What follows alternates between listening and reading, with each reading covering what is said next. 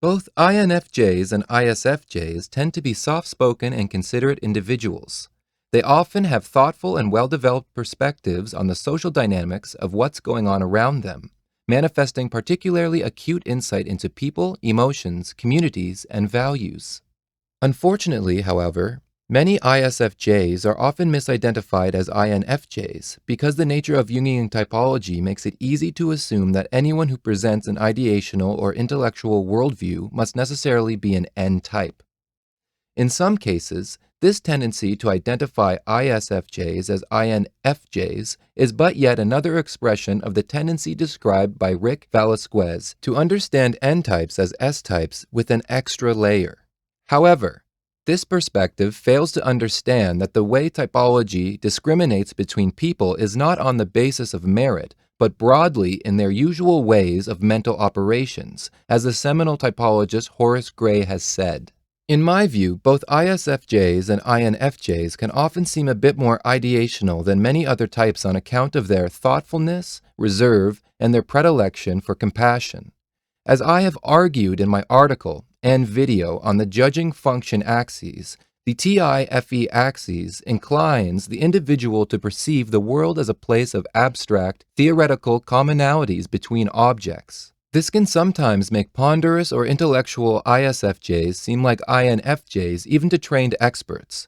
So let's go over the two types in turn. A good way to distinguish the two types is that ISFJs have SINE, so they tend to be more cautious and meticulous in their mental processes and approach. Accordingly, the perspectives they form tend to be cross-checked with reality to a greater degree. On the other hand, since ISFJs are more inclined to cross-reference their ideas with empirical facts about reality, and because intuition is their inferior function, they also tend to need a lot of time to process intellectual matters before forming conclusions about them. Accordingly, ISFJs are often more realistic in their intellectual conclusions, but on the other hand, they are also frequently less radical about them. The ISFJ's dependence on direct experience and verifiable facts also mean that they can sometimes feel uncomfortable when forced to relate to foreign and novel ideas on the fly. This discomfort means that the ISFJ is often stereotyped as being uninterested in new ideas that challenge their perspectives. But in fact, most ISFJs actually value new perspectives that lie outside of their normal frames of reference. And they are often particularly happy to talk to other FETI types about such things, in order to enlarge the sum total of their real-life references. To many ISFJs, the real-life reference point of another person's opinion can present a more effective way of relating to an idea than a host of theoretical qualifications and observations that all seem to reference nothing more than yet more theoretical qualifications and observations. Now, if we compare all of this with the INFJ, we will see that by comparison, the INFJ tends to come across as being almost exclusively ideational in their cognition. While they can sometimes be excluding of new perspectives, this is not so much because they are held back by attention to real-life considerations as it is because the singular and excluding nature of their dominant function. That is, an I only seeks to extol one comprehensive ideational worldview at a time. Rather than ideas being struck down by real-world considerations, it is ideas being struck down by other ideas. Another point worth noting about INFJs is that they often seek to unite contradictory values and judgments within the same perspective. Instead of observing how facts contradict each other, their cognition tends to be preoccupied with pondering whether how the way we think about these facts could pave the way for some grand unification or synthesis. This predilection for synthesizing seemingly mutually exclusive perspectives is what gives rise to the stereotype that INFJs are mystical and holistic.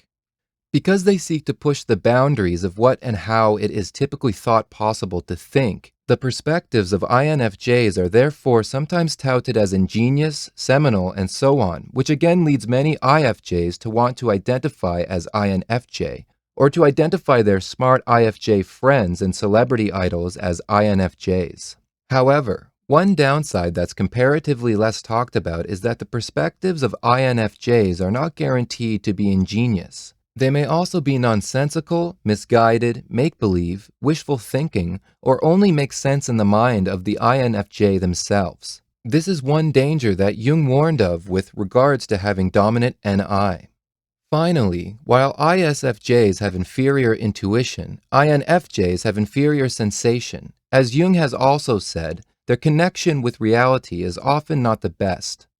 Thus, when speaking about their ideational perspectives, INFJs don't always devote very much attention to how these ideas are going to be implemented in practice, but rather speak with a compelling clarity and certitude about what reality will be like once these perspectives of theirs have been implemented in full. They are not nuts and bolts thinkers, and frequently must rely on more practical types to translate what they have seen abstractly into factual reality.